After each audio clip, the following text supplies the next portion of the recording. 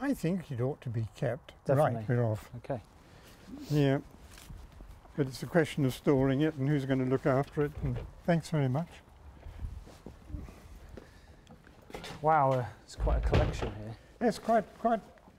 We've got nearly all the cameras we've ever made. So what have we got here, Bill? This is the original Model C, which I talked to you about. First all-metal camera ever, and the first camera that Vinten made. A very good camera. Yep, it lasted a long time, because this one, they wouldn't let me have it because it was still in work, shooting titles in the laboratory where it was worked for the last 60 years. So, and that's the camera that was designed by André Couton, who is the designer for Eclairs. Very good camera, but by that time, video was taking over, so we didn't go into production with it. Right.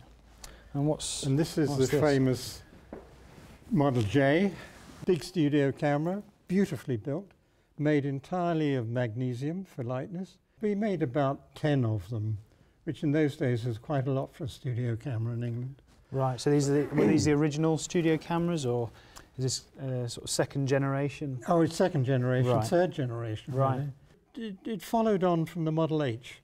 And as you see, this is a camera which is built into its blimp. Can't be moved out of its blimp.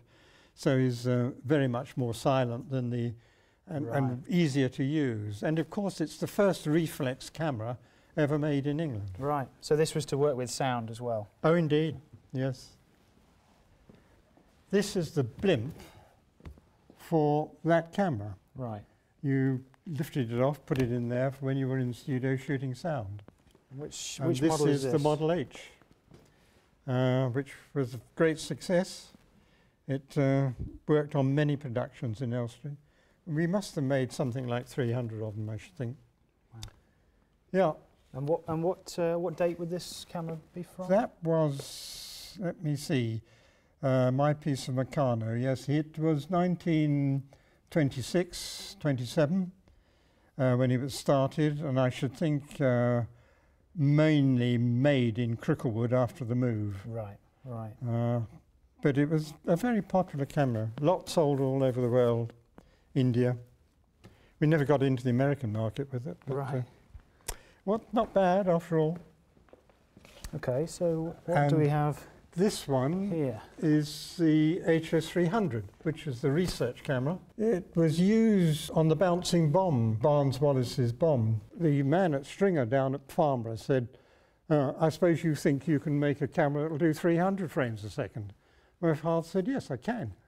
It took him about 3 years to do it, but he did manage it. And it was the first in the world to reach that speed. The secret of the mechanism is that there is no sliding action in it at all.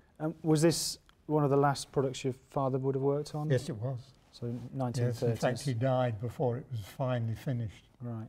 My brother developed it to its final 300 frames. Yeah. Fantastic. Okay. Took 3 years. Now we're back in television. This looks to me like an HP pad. It is an HP, the famous old HP. It's the one we started on. Anything's wrong with it, you can blame me because I designed that. But these are still being used in studios. Well, now, they are. Yes, they are indeed. And this is the Mark III head, which went with it. It was the first ever cam head. And we didn't, because we were being a bit miserly, patented in Australia. Within 2 years, there was a company in Australia who copied it screw for screw. There you are, a nice compliment, sorry. Where was this ped built then? Was this at Cricklewood still? This one could have been at Cricklewood. It could have been, depending on the type, on the serial number. It's more likely to be Bury. Right, so it's actually during the transition between the two sites. Exactly so, yes. This went over both of them. And the head did too. Right, right. And this was the Hawk, which was made for the first pedestal for outside broadcast work. Right. It's very light and got handles on it. You can trundle around, take it upstairs, put it in the village hall, wherever that was happening. And this is purely pneumatic, whereas that's hydro pneumatic, is that correct? That's true, yes. Right. This was the last one which we had much oil in. All these have got just a vapour of oil to keep the seals lubricated. Yeah, yeah. Oh, fantastic. Oh, it's an absolutely brilliant collection. Have you got any plans to collect any more? Well, it would be nice to keep the collection going. Yes, I think I will. Great. Yes, so if you hear of anybody who's going to throw one in the tip, let me know and I'll put it in. Certainly.